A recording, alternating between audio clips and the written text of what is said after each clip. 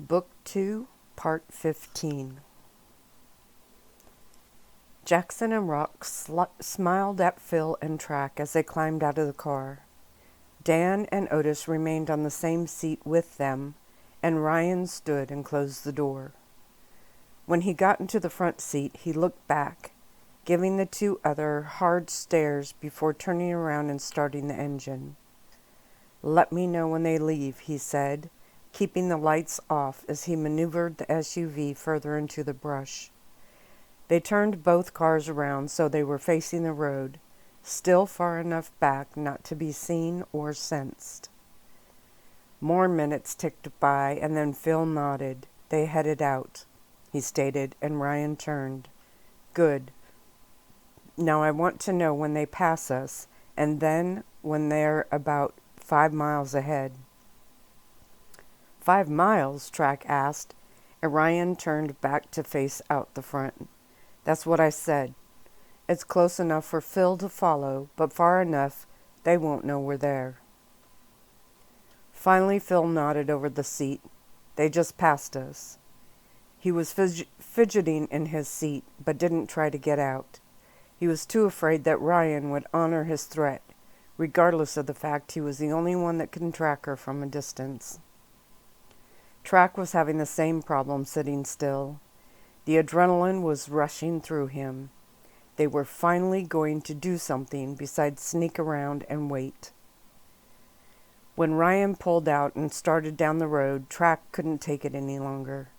"So how are we going to do it?" The Alpha chuckled. "I have no idea, actually," he admitted. Track smiled. "That's okay. We'll figure something out." This time, Ryan tucked his wireless headset behind his ear and pushed some buttons on the phone. Seems he was planning a lengthy talk, which could only mean he was calling the elders, or at least the older wolves in the pack. Track leaned back, nodding. Finally. Phil only nodded, and Dan turned to him. "She's going to be okay, though, right?" His face was worried, and Track turned to Phil and waited. "She'll live," he stated. "It's bad, but not that bad." Otis let out his breath, and Track shook his head. "I still can't believe she had all those vampires there with her and still got hurt." "I can," Otis huffed. "They have no idea how to take care of her." Just then, Track's phone made a series of beeps. He pulled it out of his pocket and looked at the screen. "It's the physical therapist," he exclaimed, his voice full of surprise. "What does it say?" Ryan asked, looking in the rearview mirror. "She says that Ryan got caught off guard with a buck. The buck got spooked and kicked her as it ran past." He frowned and continued. "They know you are there. Please don't try to do anything, Track. I wanted to let you know she's okay. They cleaned her up and..." Another beep, and he pushed more buttons quickly. "The doctors will take care of her. The injury is minor." "Minor?" Phil spat, rubbing his side. "It wasn't minor at all." Track nodded, but she made contact. He started to push buttons, then looked up towards the front. "Read it before you hit send." He nodded again and leaned over his phone. Phil moving over to watch. "Okay. Here's what I wrote. We really appreciate you letting us know that she's okay." "That's it?" Ryan chuckled. Track shrugged. "That's all I could think to say that wasn't mean and nasty towards the vampires." Ryan was talking on his own phone again, and Phil shrugged. "Maybe you could ask her to keep you posted." Track nodded and punched more buttons. When he looked up, Ryan nodded, and Track hit the send button, shrugging. "Not much else to say that wouldn't give us away or stop her from talking." "I think they're taking her back to the vampire lady's place," Phil stated a while later. "They seem to be going back the same way they came." "Idiots," Track mumbled. "That place is sealed up pretty tight, though," Otis commented, and Track smiled. "Doesn't matter. They couldn't keep her safe in a forest with 20 armed vampires. Do they think we can't get to her inside a building?" Ryan was still talking on his phone as they drove back into the city. "Yep, same place," Phil replied later. Ryan nodded and drove back to their hotel. When they were all back in the room, Ryan turned to them. "We have to wait a few days." He put his hands up when the others started to react. "We have to let her heal." He looked at Phil and then at Track. "We can't risk taking her out of there when she's hurt." Track bit his lip and Phil grumbled. "We can take care of her," Jackson put in, and Rock nodded. "We should be the ones doing it anyhow." Ryan shook his head. "No, we will wait 2 days. That should give her enough time to heal to the point where moving her won't make things worse." "Leaving her with them will make things worse," Jackson snorted, and Ryan gave a low growl. Jackson's head dipped, and Rock shook his head but stayed quiet. "Why 2 days?" Brian asked. Ryan turned to him. "If she was kicked by a full-grown buck, the injury would be serious." "I know the doctor." "Physical therapist," Track put in, and then nearly crawled to the chair when Ryan's growl deepened. "I know she said it was minor, but a full-grown buck could do serious damage." He looked at Phil. "Plus, he knows it's more than minor." Phil nodded and Ryan squared his shoulders. "So we'll give her 2 days to recoup. That should get her in shape enough to travel." "Travel?" Phil and Track said at the same time. "We can't very well take her back to Polson," Ryan laughed. "That would make us dumber than they are." Track shrugged. Okay, he hadn't thought about that part. He felt a little foolish, but the whole time he hadn't thought they would do anything else but take her back there. "Where will we take her?" Marcus asked, sitting on one of the beds. "I have the elders figuring that out. We have other things to worry about." He looked around the room. "We have to find a way to get in there and get her out." Chapter 19. Back to Reina. "How long has it been?" I asked Jonathan as another movie ended. "I barely watched this one." 17 hours, he smiled, moving the laptop to the side. We had decided not to count the 16 prior to my dad's declaration. In reality, it had been 33 hours since I was placed on bed rest, but that seemed so terminal. I still growled. "That still leaves 31 hours. He nodded. "Yes, it does. And you," he kissed the top of my head, "promised to be a good girl for that time." I pulled back my lips and gave a small growl. He chuckled at me and slid off the bed. He sat the laptop on the chest and plugged it in. "Hungry?" I sat up a little. "Not really, but it's something to do." When I stood up, he walked over. "The doctors cleared you for walking, but not for jumping." Then he pulled over the steps that had been made, and I carefully walked down them. I whimpered at the bottom and then started to limp as we walked. Jonathan only chuckled, and I nipped at his leg, then walked past him into the main room. Martin turned and gave us a nod.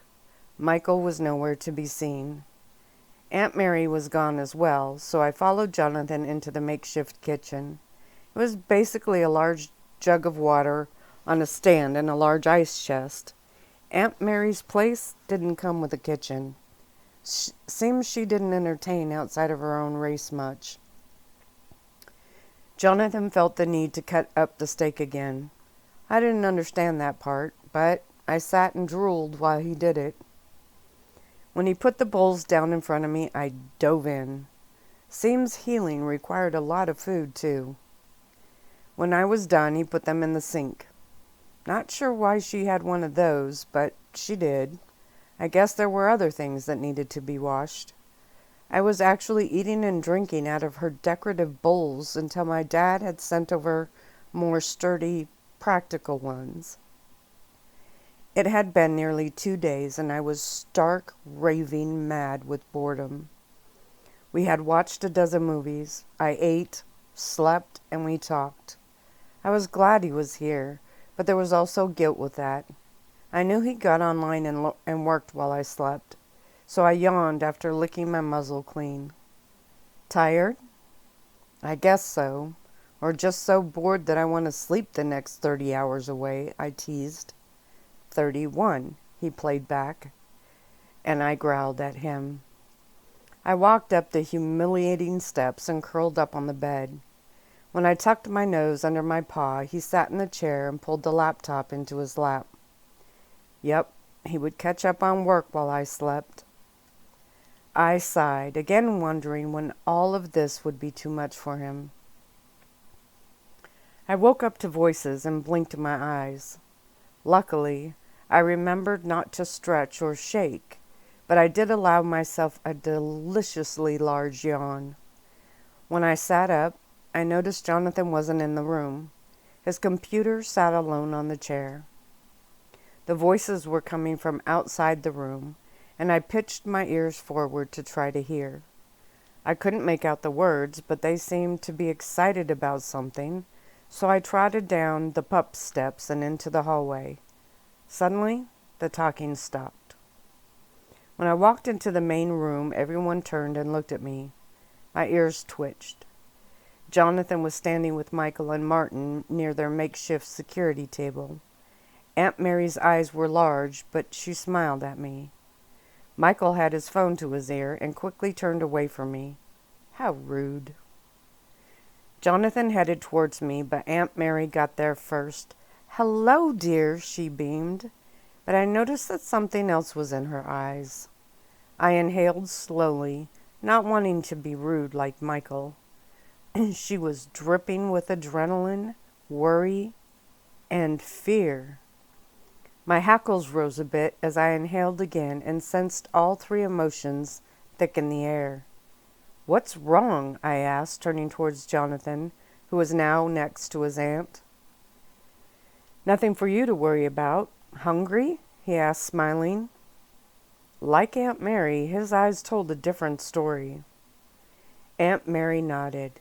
"Yes, I bet you are. You slept another 10 hours.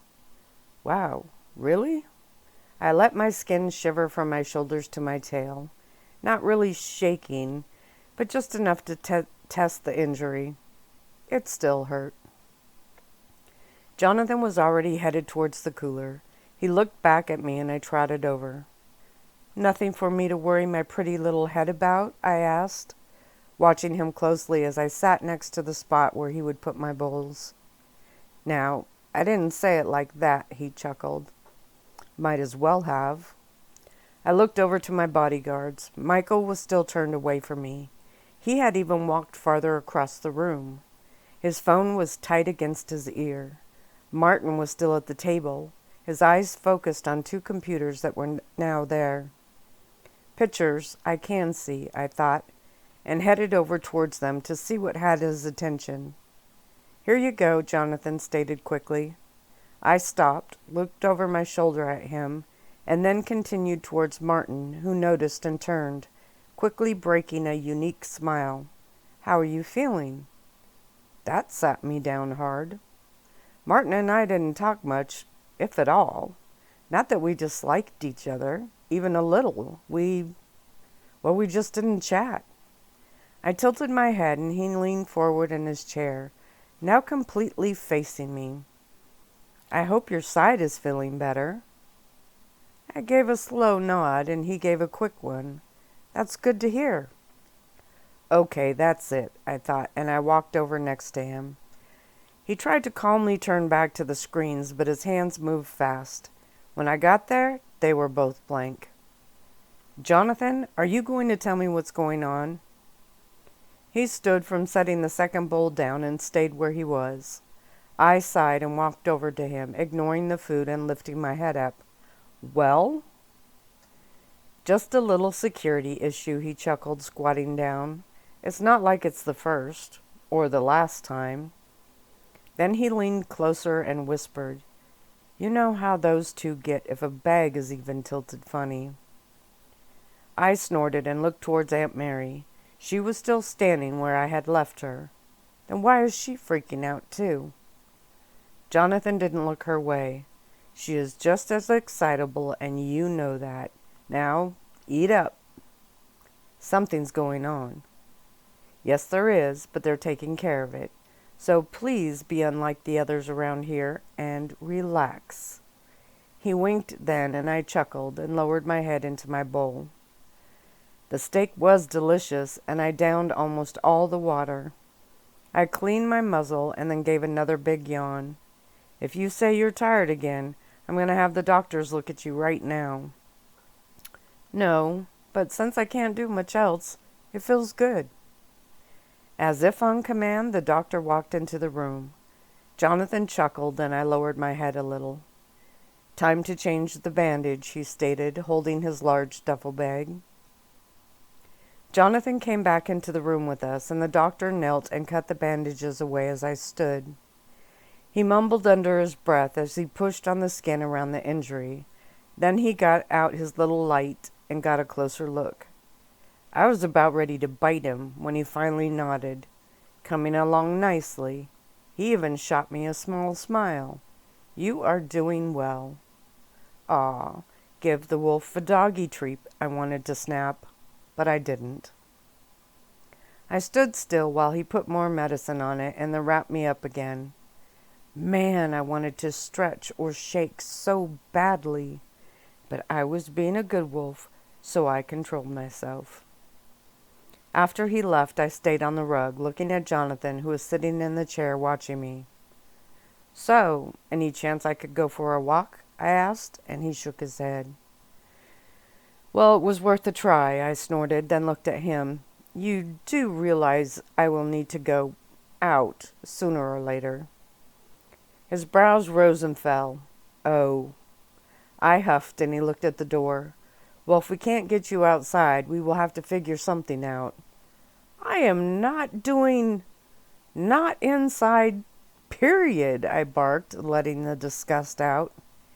He wrinkled his nose and thought. How long can you... Not much longer. He nodded and stood. Stay here. Let me go see what I can do. When he walked out, I paced the room. Not so much because I had to go, but because my body was going slowly insane being cooped up. My wolf was itching to get out. I sniffed around the room, hoping to find anything new to get my attention for a minute or two, but I was unsurprisingly disappointed. I ended up back in my makeshift room. Jonathan walked in. Okay, when you need to, let me know. You better not have some newspaper put down somewhere, I growled. He chuckled. No, but I think we can get you on the roof for a few minutes. My ears perked up and he held out a hand. Only for that reason. Why can't I just walk around up there? Get some fresh air. I've heard that helps with healing. Did you now? He chuckled, and again I wished I could roll my eyes. So, another movie? I guess, I growled, and he nodded, picked up the laptop, and climbed onto the bed. Without thinking, I jumped up next to him, and I swear, if he didn't have a heartbeat, I thought he was going to have a heart attack.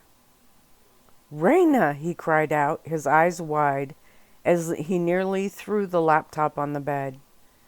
I yelped as a sharp pain reminded me, but it quickly settled, and I sat down. Michaud ran through the door, Martin and Aunt Mary right behind him, all their eyes turned to me. He put up one hand. It's okay. She just jumped up on the bed, he stated, giving me a hard look. Aunt Mary gave a little gasp, and Michael walked in and looked at my bandage. There wasn't any blood, and I wanted to stick my tongue out at him, but didn't. Michael turned. Go get the doctor, he stated, and Martin nodded and left. Oh my God, I hissed. I'm not bleeding. Look at the bandage. Everything is fine. I turned to Jonathan. I just didn't think. I'm fine. But in the doctor came, his eyes now tight and that dang bag in his hand. He ordered me onto my side, and I huffed but complied. Then he lifted the edge of the bandage, pulled out his mini flashlight, and looked under. Only minimal bleeding, he stated, and Jonathan's posture relaxed. The doctor put his things back in the bag. She has to take more care, he stated, not to me. I growled at him, but he ignored it and left. Aunt Mary walked in. I'm so sorry for this, dear. I know you are bored out of your mind, but you really must take more care. My head lowered, and I finally laid it on the bed, my tail still behind me. Great, reprimanded again. It was an accident. Isn't that what I had said about the buck? I snorted then. This was different. All I did was jump on the bed. Then Aunt Mary turned to Jonathan. You need to watch on her, she stated in a hard tone, and I raised my head.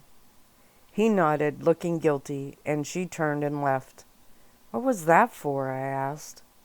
I should have reminded you about the steps, he mumbled, picking up the computer. I sat up. I'm a big girl, Jonathan. I just did it without thinking. It's my own fault, and you are not my nursemaid.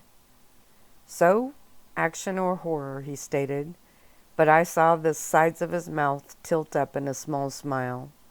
Just like my dad, it was so hard to be upset with him. Then I felt another sensation. I think I need to see that little garden. His eyes widened, and I nodded. He left the room quickly, and I was careful to use the steps this time. When I got to the main room, he was talking with Michaud, and neither one looked too happy. Michaud looked over at me. You can't go up on the roof just now, he stated, and my brows went up. Jonathan's jaw was tight. Seems security is working on some issues right now, and they don't think it's completely secure. What am I supposed to do then? I barked. My bodyguard squared his shoulders. We have set up an area in the back of the garage. I barked several times with a growl in between, and Jonathan held up his hands. Whoa, it's not newspaper. I stopped, and he nodded. They brought in some dirt, he answered almost quietly. It's set up in a semi-private area. My lip curled, and Michaud shook his head. It's that or nothing at the moment. My ears went up again. What was going on that I couldn't go outside? I wanted to ask, but unfortunately, the sensation was growing. I needed to take care of business, and then I would grill them. Reluctantly, I let Jonathan and Michaud take me into the elevator and down to the garage. When we stepped out, I stopped hard. There were 5 other large vampires here, all standing and watching. You said private, I growled, looking at Jonathan. I said semi-private, he chuckled, and we walked towards the far end of the tidy garage. I moaned when I saw it. There was a board set up that was barely as tall and as long as I was. When I looked behind it, I moaned internally. He was right. There was actually a large mound of dirt. If my body wasn't yelling so loud, I would have flat out refused. Unlike some things, waiting was not an option. Go away, I growled, and Jonathan quickly nodded, turning. Michaud followed suit, and I stepped behind the board. This is so humiliating, I moaned, as I stepped onto the dirt. Normally, the smell of the dirt would have excited me, but I could also feel all those eyes out there watching. Seriously, was nothing sacred? What normally was a quick situation took a very long time. The feeling of everyone watching was so embarrassing. But finally, Mother Nature won. When I trotted back out, I held my head up and refused to look at any of them. The ride back up was silent. I was more embarrassed than mad at the moment. When the doors opened, I moved quickly through the main room and into the hall. I could still feel their stares. Why were there so many down there? Maybe they always were and I just never knew it. I walked over to the rug, took a few quick turns, and then laid down as Jonathan walked in. I tucked my nose under my paw and didn't look up at him. This was almost worse than him seeing my naked body ripped and broken when I shift. He stepped over me and sat up on the bed. "I think we should watch that horror movie," he stated calmly. When I didn't reply, he added, "We could always watch that love story." My ears perked up and he chuckled. "Good. I was hoping you wouldn't want to do that. So, horror it is," he stated as he clicked the buttons. We heard more voices out in the front and we both turned. He set the computer down and got up. "Wait here," he stated, but didn't complain when I followed him out. Aunt Mary smiled. "Just a delivery, dear," she stated. "Cloned for us and rare for you." She chuckled at her own joke and we both turned to see Michaud, who looked ticked. Why would that make him mad? There was a ding and the elevator opened. One of the burly vampires stepped off with a box in his hands. Aunt Mary stepped up. "Bring it this way, please," she stated in her happy tone. The man followed, and so did Michael. I sat and watched my bodyguard go through the box carefully and slowly. He picked up each item and thoroughly inspected it. I yawned out of boredom and looked up at Jonathan. He better be careful. There might be a bomb in there. Jonathan shot me a look and then winked. Finally, Michael let Aunt Mary put the things away. By now, she looked agitated, and I wondered if she was starting to wish she had let me stay at Jonathan's. She had been wonderful, but she was used to her privacy and her own way of doing things. Thanks to me, all that had been taken away from her. She might have said how much she was enjoying all this excitement a day ago, but I doubt she would say that now. She walked over and handed Jonathan a cup. He thanked her and took it, putting it to his mouth and drinking it quickly. I think that was the first time I ever saw him drink, so I watched him with curiosity. When he finished, he looked down at me. "Let's see what she ordered for you." "Oh, I have some wonderful meat in there," she smiled, setting her own empty glass down. "I had them send only the finest." Jonathan picked up a brown paper lump and whistled softly. "Aunt Mary." She snatched it from him and took it to the counter. "What? She deserves the very best." Even though I had just eaten, she took the meat out and put it in the bowl. My mouth began to water. It smelled amazing. As soon as she set it down, my nose was in there. I think I might have moaned at some point. The meat was fantastic. It nearly melted in my mouth. I started to inhale it and then slowed down, wanting to enjoy it. Werewolves were not known for their table manners, so it wasn't like I gently took each bite and savored it, but I did take time to appreciate that fabulous meal. "See, she can see the difference," Aunt Mary chimed, and my tail answered for me as it flipped back and forth hard. Jonathan chuckled. "Well, don't get too used to that. The price is—" "Very reasonable," Aunt Mary put in, smacking his arm. "Don't you tease her like that. I will give you the name of the place I got it from, and you will make sure she gets nothing but the best."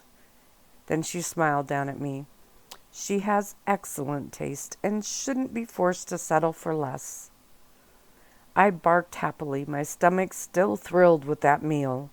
"What kind of steak was that?" "Yum!" Jonathan laughed and then gestured with his chin. "Ready for a movie?" I snorted, but followed him back to the room. He smiled as I used the steps, and then we got comfortable as he started the movie. A few minutes into it, I yawned, and he glanced at me. "You can't be tired again." "I know, but after the garage embarrassment, then that delicious meal? What was that exactly? He chuckled. Expensive. She shouldn't have done that. You go right ahead and tell her that, he winked, and I playfully nipped at him. Then I laid my head in his lap, and he unpaused the movie. My eyes felt heavy, and I finally lost the fight. They closed, and I fell into a deep sleep that was amazingly peaceful. No taunting dreams, no body twitches, just deep, relaxing sleep. Waking up, however, wasn't so easy. I heard sounds around me, but couldn't make my eyes open. My body was so rested and relaxed that I guess I just didn't want to wake up yet. I smiled inside and nodded back off. Finally, the sounds crept back in enough to make my ears twitch and my consciousness shift. I was annoyed for being pulled out of the wonderful sleep, and I think I even gave a lazy growl or two. My ears twitched again, and I tried to focus on the voice talking to me. Just a few more minutes, I whined to Jonathan. This feels so good. I'll get up in a few minutes.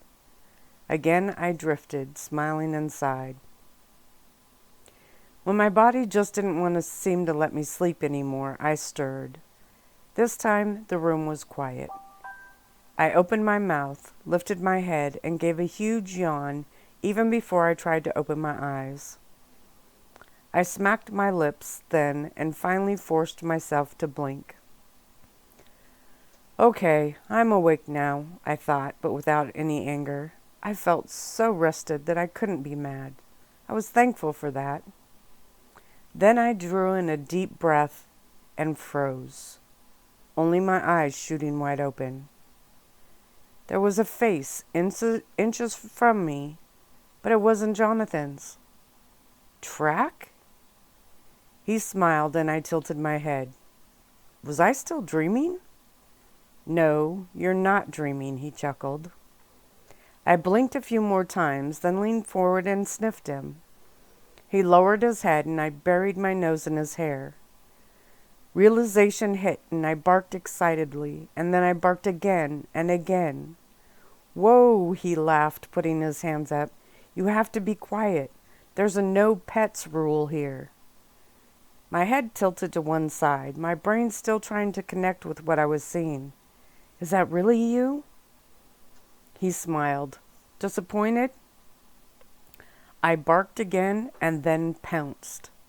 He fell over backwards, laughing, and my tail was slamming hard as I pinned him and stood down looking at him, my paws on his chest. When did you get here? I asked.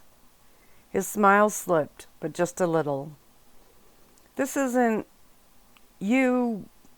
He stuttered, and then I lifted my head and followed his gaze off to the side. The space was only lit by one lamp across the room, but it was more than enough. I froze as Ryan stepped up, also smiling. Hello, Reina, he said, and I felt my heart pound with excitement. I pushed off Track's chest, making him grunt, and jumped off the hard bed. When I reached Ryan, he was kneeling, his eyes wet but his smile wide. Seems you went head-to-head with a buck without us, huh? My head tilted again, still not convinced this wasn't a dream. Track knelt next to me. It's real, Ray. You fell asleep there and woke up here, he chuckled, then reached out and pinched my front shoulder. I yelped, and he winked. See? Not a dream. I sat down hard, my mind reeling from what I was seeing. So, did you work things out with my dad? I noticed Track fidget, and then he explained my question to Ryan. My alpha sighed.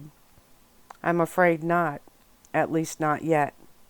That's why we brought you here, to try to fix this. My brows lowered, and I turned and surveyed the room again. It was obviously a hotel room. 2 large beds lined one side of the room, with the little nightstands tucked in next to each one. The curtains were drawn along the far window. I moved my head the other way and saw the small kitchen area, 2 dressers and a TV set up on one of them. Where am I? My excitement had stilled and was replaced with more confusion. In a hotel, obviously, Track chuckled, and I looked at him. My tail slammed the floor again, and I pounced. I couldn't help it. I missed him.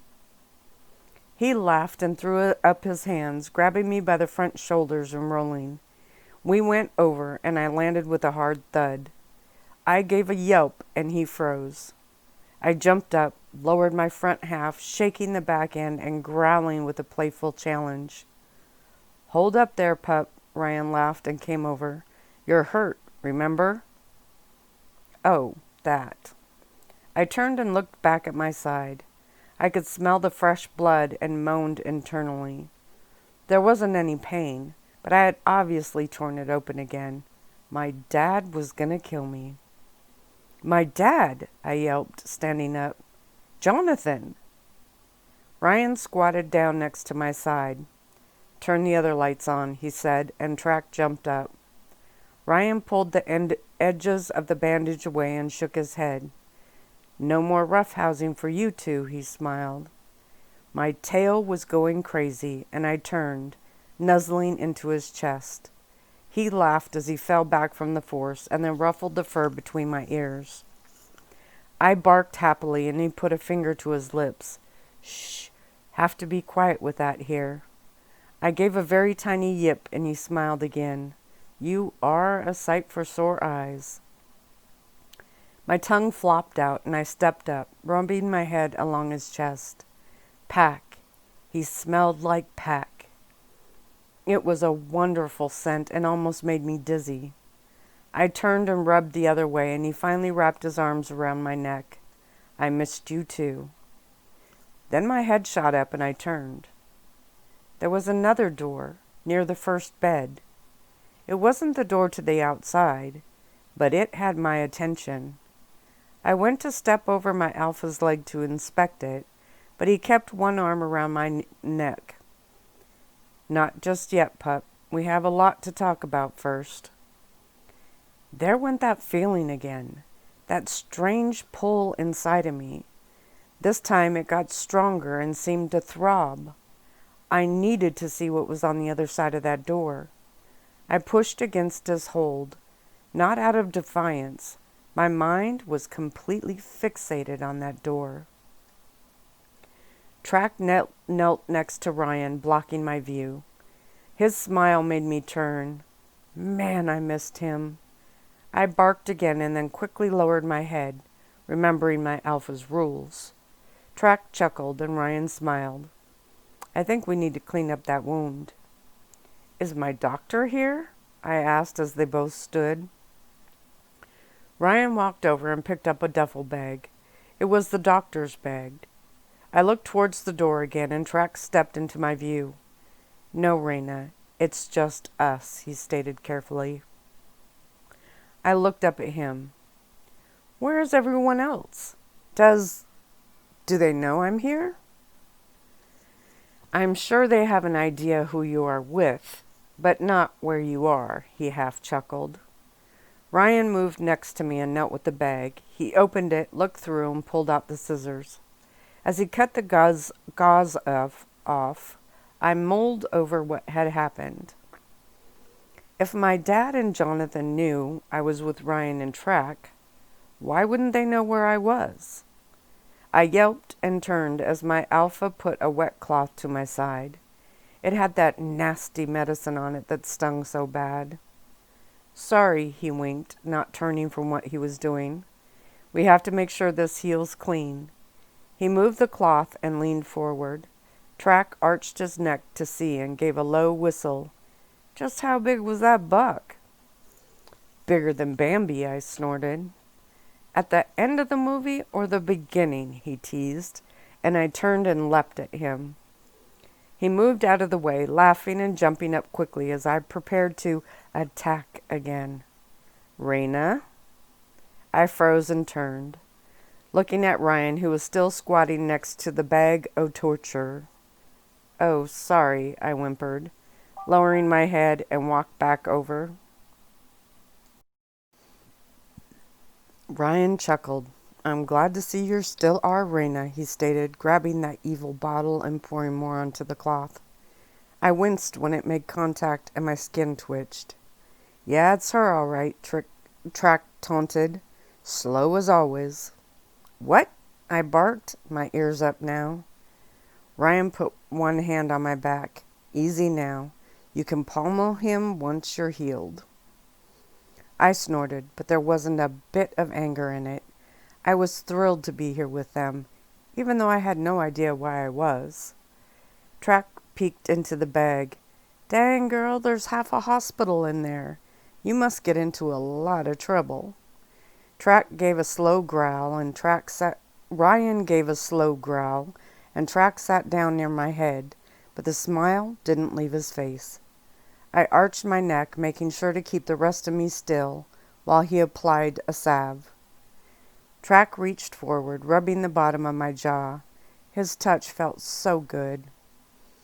Once I was wrapped back up, Ryan shook a finger at both of us. If either of you horse around and rip that open again. Track nodded, and I gave a quiet whimper of understanding. I looked at both of them.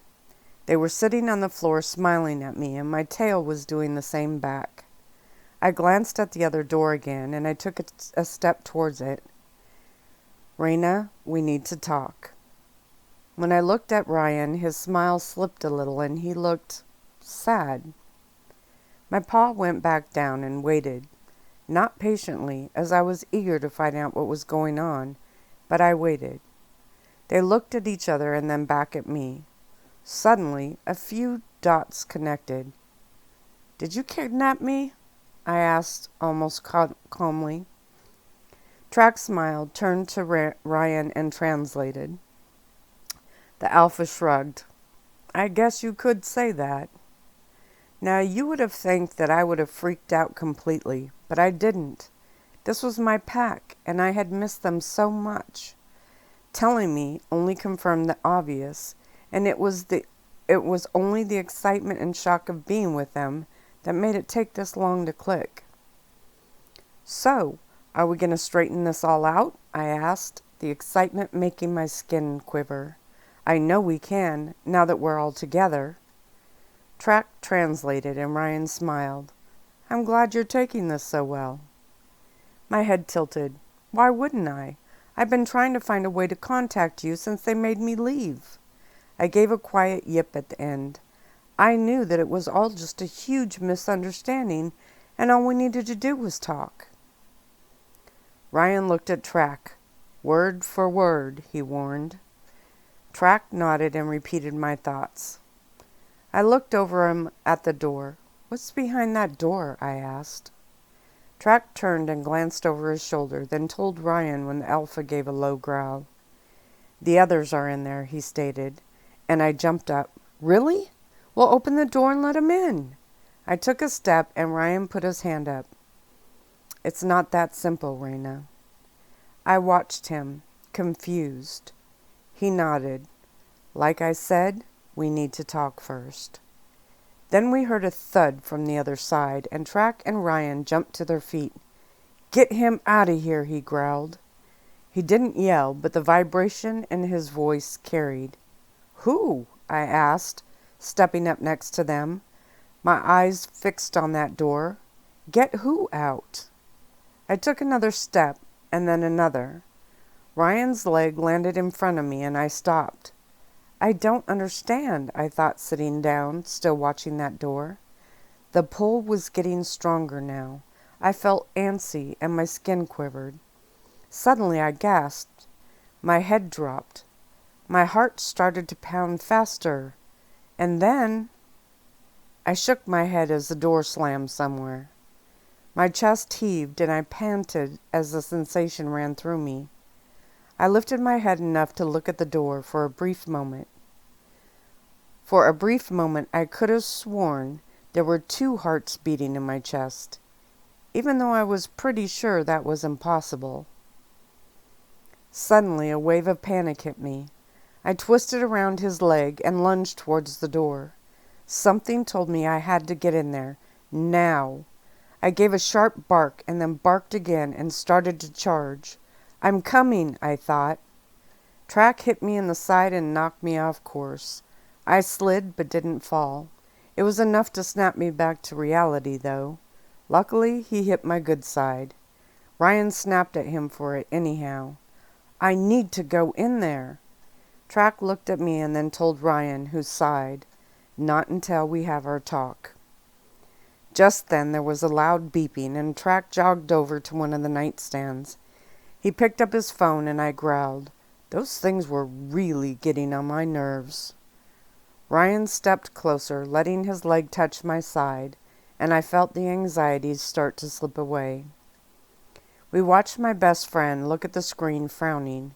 He didn't say anything, but walked over and held it out to Ryan. I looked up as Ryan took it and stared at it. Ignore it, he hissed and handed it back. Track hit a button and tossed it over on one of the beds. Turn it off, Ryan added. Turn them all off, except for the new ones. Track nodded, walked back over and scooped up a few of the devices. Ryan looked down at me. I wish I had the time to do this gently, but seems like time is something we don't have a lot of. My ears twitched and he looked around the room, then walked over to one of the chairs.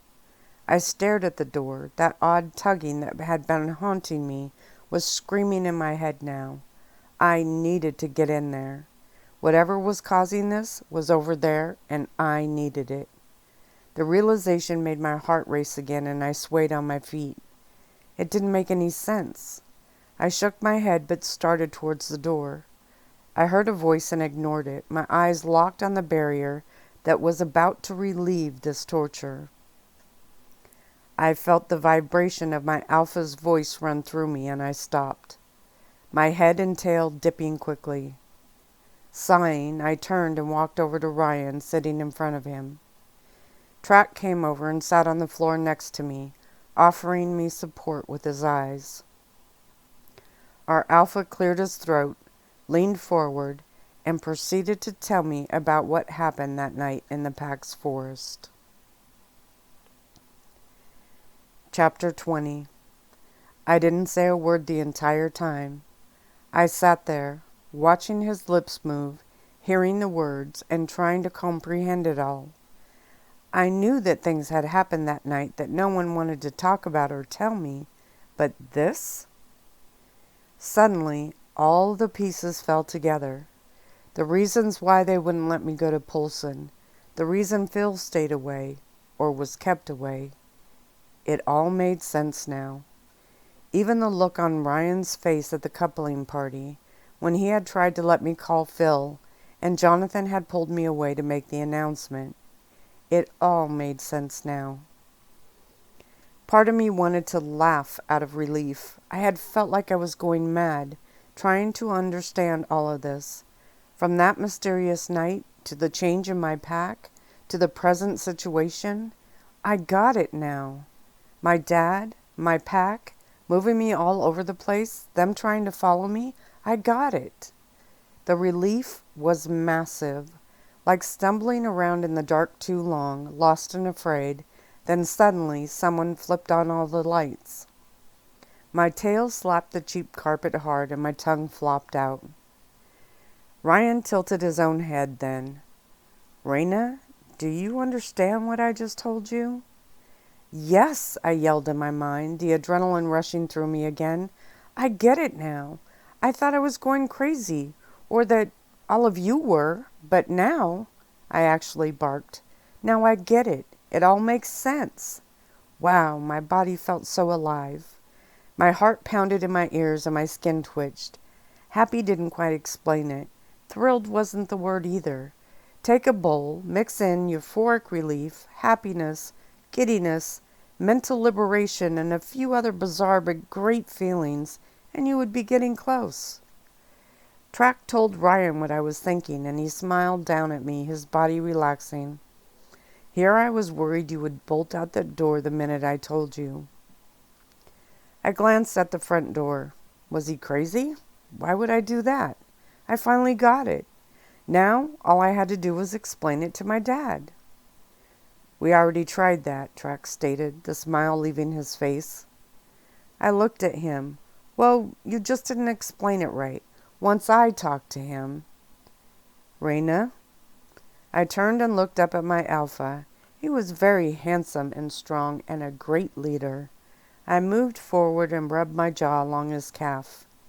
He put a hand on my back and I sighed from the sensation. I think part of you is still in shock, he stated. Shock? I asked, chuckling inside. Why would I be in shock? I'm so relieved to finally understand everything. Ryan gave a soft sigh and lifted my chin up. I'm glad that telling you this has taken away so much of the pain you've been going through. My brows lowered and he shook his head. But I don't think you fully understand it. He glanced over at Track. Tell the others to move on for a bit. She needs time. Whoa, time? I barked and then lowered my head when he gave me a stern look. What do I need time for? Track moved over and picked up one of the phones. I watched him and then looked back at Ryan, who was still in the chair. Why do I need time? We don't have time. All I have to do is go talk to my dad now, and this will all be over with. Track turned his back to me and I let out a small growl. Why did people always do that around me? I felt my alpha's hand on my back and I turned. His face was serious. Too serious. I wanted to see him smiling again and I nudged him with my nose. Reina, you are so innocent in so many ways, he whispered. My tail dropped and I lowered my head a little. Why weren't they as excited as I was? Ryan drew in a long, slow breath. We told your dad all of this. That's when he blew up and took you away. He must not have understood, I thought, looking back and forth between the two of them. Maybe you didn't tell it right. Or maybe he stopped listening and came to his own conclusions. I love my dad, but he does that a lot. All we have to do is go back and explain it again. Then he'll understand. I can move back to the manor, and everything will be just like it was. Now they were both looking at each other hard, their eyes holding a complete conversation that I was not a part of. Reina, I think you must have missed something, Ryan stated carefully. He kept his voice low and calm, or I didn't say it right. But this is a very big situation. I don't understand, I thought, the excitement wobbling and falling away. They looked worried and smelled tense. I glanced at the door again. Whatever I needed to see wasn't in there now, but it had been. Maybe if I could just go. Didn't you hear what Ryan told you? Track whispered. The concern in his voice made me feel almost afraid. Of course I did, I snorted, still looking over at the door. My heart rate picked up a bit, and then I turned and looked towards the front door. It was out there. My whole body shook now. I felt like someone in the movies that had crawled across a long, hot desert and was finally close to a cool well. I needed it. I stood and headed towards the front door. Reina, stop. Ryan's order shivered through me and my paws complied. My heart squeezed and I whimpered, lifting my muzzle and sniffing. It was here. It was so close. I went wild that night, I snapped, realizing they were waiting for me to respond. I ran off, and when Phil found me, our wolves connected and... Track shook his head and looked at Ryan. She thinks all of this is still just about that one night. I flinched, turning away from the door to look at them. Well, isn't it? Ryan nodded and looked down at me. Reina, Phil has bonded with you completely. My skin twitched and he ran a hand through his hair. That wasn't a good sign. That night in the cave, something happened between the two of you. The room fell silent, and he sighed again. Have you heard of Aote? He immediately looked at Track for my reaction. What is that? She doesn't know, Track stated, and Ryan nodded. Aote is an ancient werewolf word. There is no real translation for it, but it is so rare that it is thought to be just a legend. It's a very special, unique bonding that goes much deeper than most. He watched me closely, but I was still absorbing what he was telling me and trying not to look at the door. We've seen enough, on Phil's side, to know this is no ordinary bonding. What happened in those woods that night has changed him forever. Ryan looked very sad now, and I glanced towards the door. Is he sick? I asked, and Track moaned. Okay, so obviously I wasn't getting this. Would they just get to the point so I could go out there and be with him? Him who? What? I snorted and shook my head hard. What was going on? Reina, Phil is completely in love with you. As much now as that night, if not more, Ryan spit out. When I balked, he nodded. The bond is so strong for him that he isn't able to even be himself. What is he then? I thought in a whisper filled with awe. The mental pictures his words were painting scared me. Had this legend that I actually now remembered hearing something about mutated my click alpha? Made him go mad, maybe? Gads, Reina, are you seriously this mental? Track snapped, and Ryan growled low and deep. I shook my head. I don't understand. That's obvious, my friend mumbled, and Ryan's growl grew. I turned and looked at Ryan. This Aote thing, is it making him sick? How do we stop it or fix it? When Track gave a sarcastic laugh, Ryan leaned forward quick. Track's head dropped as did his shoulders. He told Ryan what I said, and my alpha sat back in his chair. I'm making a mess out of this, he mumbled this time. A few quiet minutes passed, and I sat waiting. My body was tense, and it was only his alpha stance that kept me where I was. Finally, he sat back up, then leaned forward, resting his forearms on his thighs.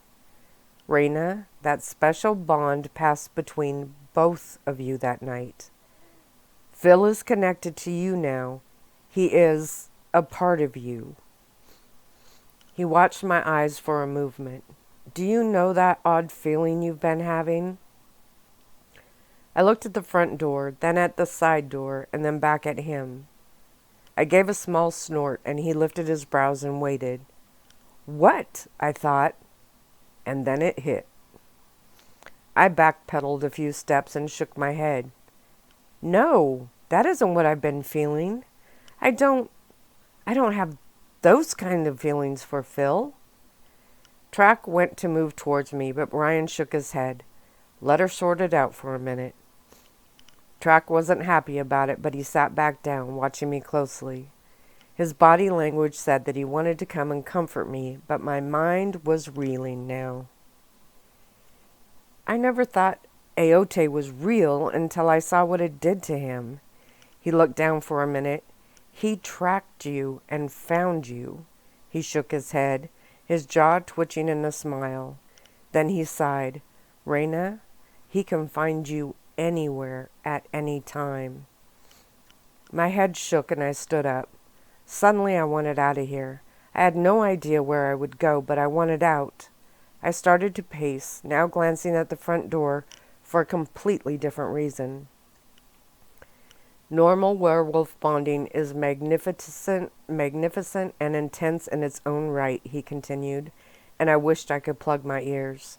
But this, he shook his head in awe. This is something so amazing I can now see why it is thought just to be a legend, a story. Its power is nothing compared to the passion and need. I trotted over to the far wall. I wanted to get away from what he was telling me. This couldn't be real. Now I realized why my father had rushed me out of the manor. My own alpha sounded mad. But Ryan kept talking, keeping his shaky voice low. Phil loves you in a way that only an ancient phrase can explain. Before that night, you were a pup in his clique. He cared for you, but only that way. Now you are the reason he breathes. I barked and then barked again. I couldn't hear any more.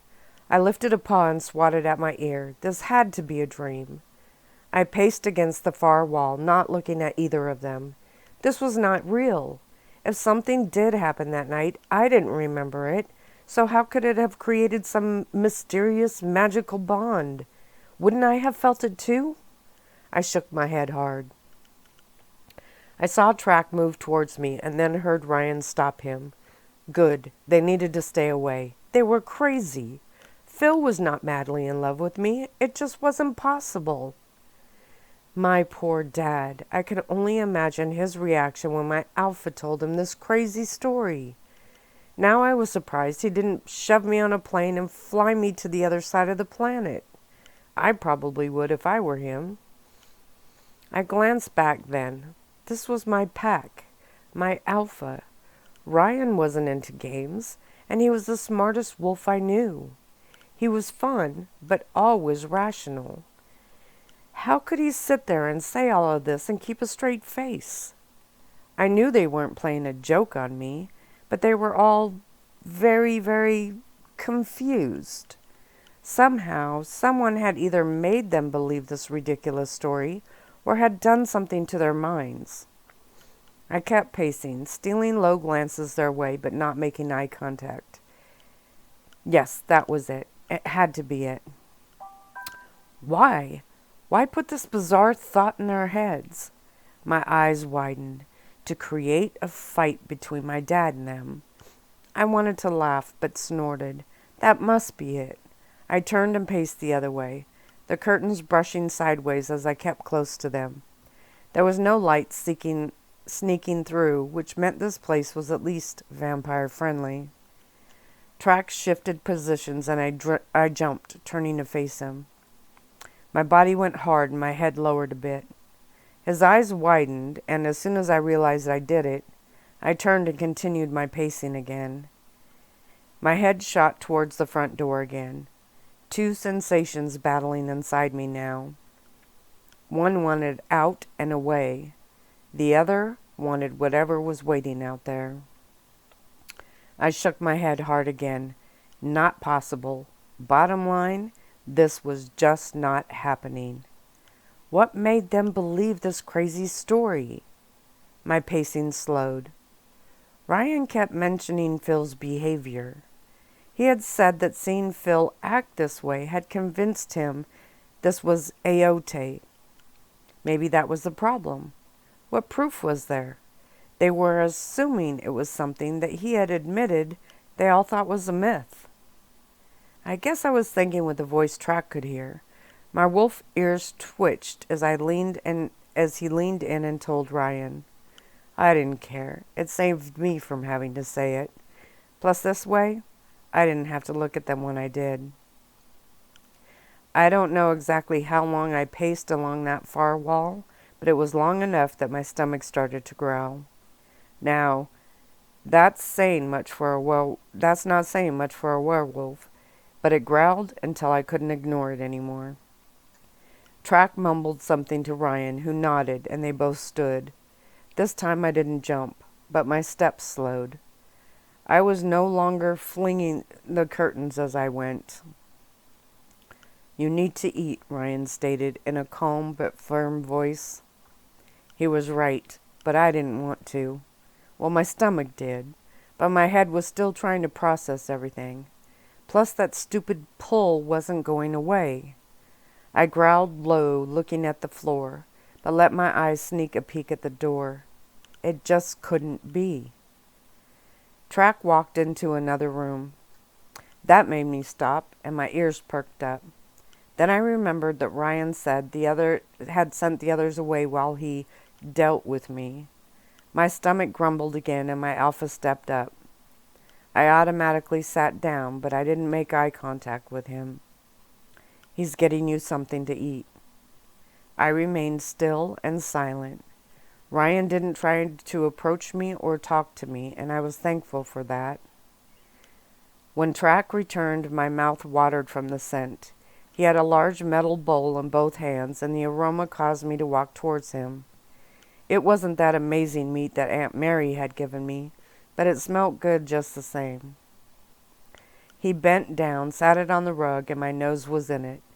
He gave a chuckle, and I growled as I chewed. "I'm hungry," I snorted. He nodded, and I watched over the top of the bowl as he went back into the other room. I knew there was a small kitchen in here, but I didn't question it. Food was food. When he came back, he sat a bowl of water next to me, and I switched and lapped some of it up. Cool and crisp, just the way I liked it. Warm water was a bit nauseating.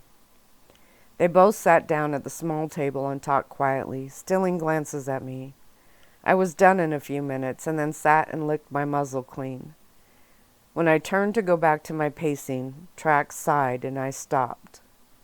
"That's not fair," I grumbled. "Not fair?" I turned, keeping my body facing the other way. "Yeah, not fair. What do you expect me to do?" He gave a hard, sarcastic laugh. "I expect you to believe us, Ray. It's us. It's me. Do you really think we would do all of this?" He gestured around, and I noticed Ryan sat quietly, watching me. "What's wrong with your brain?" I snorted hard and then turned towards him.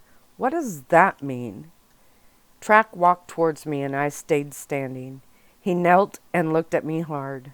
I could see the frustration and pain in his warm eyes.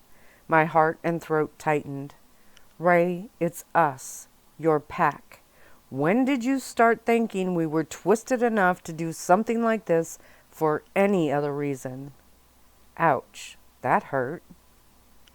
I gave a small whimper and lowered my head. He was right.